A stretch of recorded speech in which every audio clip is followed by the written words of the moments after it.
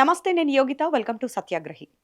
ప్రస్తుతం రాష్ట్ర రాజకీయాల్లో ఒక విచిత్రమైన, అంతకంటే భయంకరమైన చర్చ నడుస్తోంది. అదేంటో తెలుసా? తెలంగాణలో కాంగ్రెస్, బీజేపీ ఈ రెండు పార్టీలు ఒకటేనా? పేరుకే రెండు పార్టీల మధ్య సిద్ధాంతాల పరంగా విభేదాలున్నాయా? బయట ప్రపంచానికి మీడియా ముందుకొస్తే చాలు ఒకరిపై ఒకరు కత్తులు దూసుకునే ఈ రెండు పార్టీలు తెర వెనక్కి వెళితే మాత్రం ఫ్రెండ్స్ అయిపోతున్నారా? అవును. ఇప్పుడు తెలంగాణ సమాజంలో ఇదే హాట్ టాపిక్. తెర పైనే వీరి ఫైటింగ్, తెర దించితే ఫ్రెండ్షిప్పేనా అంటూ సామాన్య ప్రజలు ముక్కున వేలేసుకుంటున్నారు. తెలంగాణలో అధికారంలో ఉంది కాంగ్రెస్ పార్టీ, కేంద్రంలో ఉంది బీజేపీ. కానీ రాష్ట్రంలో మాత్రం ఈ రెండు పార్టీల మధ్య ఒక అద్భుతమైన విడదీయరాని అవగాహన, మంచి సహకారం నడుస్తోందనే ఆరోపణలు వెల్లువెత్తుతున్నాయి. నిన్న మొన్నటి వరకు బీఆర్ఎస్ పార్టీని ఈ రెండు పార్టీలు కలిసి టార్గెట్ చేశాయి. ఇప్పుడు కూడా చేస్తున్నాయి.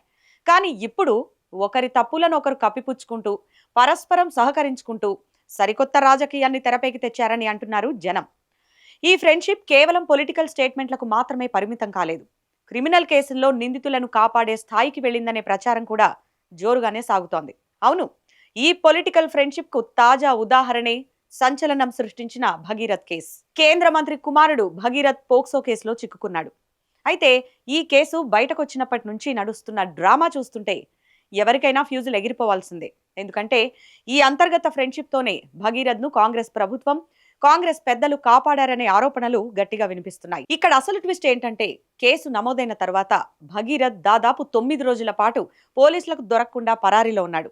ఒక సామాన్యుడు తప్పు చేస్తే గంటల్లో పట్టుకునే పోలీసులు 9 రోజుల పాటు ఒక పొలిటికల్ లీడర్ కొడుకుని పట్టుకోలేకపోయారంటే నమ్మశక్యంగా ఉందా? ఎవరైనా లేదని అంటారు. ఎందుకంటే కాంగ్రెస్ సహకారంతోనే భగీరథ్ ఆ 9 రోజులు పరారీలో ఉన్నారన్నది ప్రతిపక్షాలు చేస్తున్న ఆరోపణ. ఇంకా షాకింగ్ విషయం ఏంటంటే, ఆ 9 రోజులు భగీరథ్ ఎక్కడున్నాడు, ఏ షెల్టర్ హోమ్ లో దాక్కున్నాడు అనే విషయం పోలీసుల కంటే ముందే కాంగ్రెస్ నమ్మకస్తులైన కొందరు నేతలకే స్పష్టంగా తెలుసట.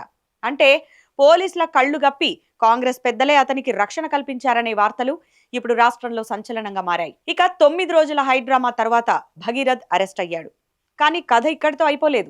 ఇప్పుడు కేసును పూర్తిగా సైలెంట్ చేయడానికి, పబ్లిక్ మెమరీ నుంచి డిలీట్ చేయడానికి తెర వెనక విశ్వ ప్రయత్నాలు జరుగుతున్నట్లు తెలుస్తోంది. ఎలాగైనా సరే ఈ కేసును నీరుగార్చి దీన్ని పక్కదారి పట్టించేందుకు కొందరు పెద్ద నాయకులు శాయశక్తులా ప్రయత్నిస్తున్నట్లు గుసగుసలు వినిపిస్తున్నాయి. ఇది జరగాలంటే ముందు కేసు నుంచి ప్రజలను డైవర్ట్ చేయాలి. ఈ కేసు లైమ్ లైట్ లో ఉన్నంత వరకు దాన్ని పక్కదారి పట్టించడం సాధ్యం కాదు.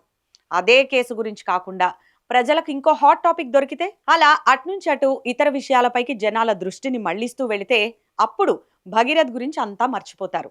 ఆ తర్వాత మెల్లిగా మనకు కావాల్సింది చేసుకోవచ్చు అన్నది వారి ప్లాన్ అంటున్నారు రాజకీయ విశ్లేషకులు. దీనికోసమే పవన్ కళ్యాణ్ తెరపైకి తీసుకొచ్చారనేది రాష్ట్రంలో వినిపించిన వాదన. ఆయన తెలంగాణకు రావడానికి ముందే మెల్లిగా రచ్చ మొదలు పెట్టారు.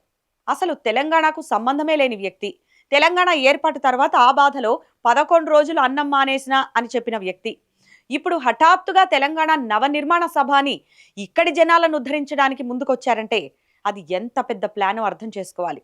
అంటే తెలంగాణ ప్రజల సెంటిమెంట్ను రెచ్చగొట్టి అందరి దృష్టి అటువైపు మళ్లించడమే పవన్ రాక వెనక ఉద్దేశం అన్నది రాజకీయాలను దగ్గరగా గమనిస్తున్న వారు చెబుతున్న మాట. పవన్ కళ్యాణ్ ఎలాగూ బీజేపీ కూటమిలోని వ్యక్తి, దానికి ఇక్కడ కాంగ్రెస్ సహకారం కూడా తోడైతే ఇక అడ్డే ఉంది. అదే జరిగింది ఈ 2 రోజులు.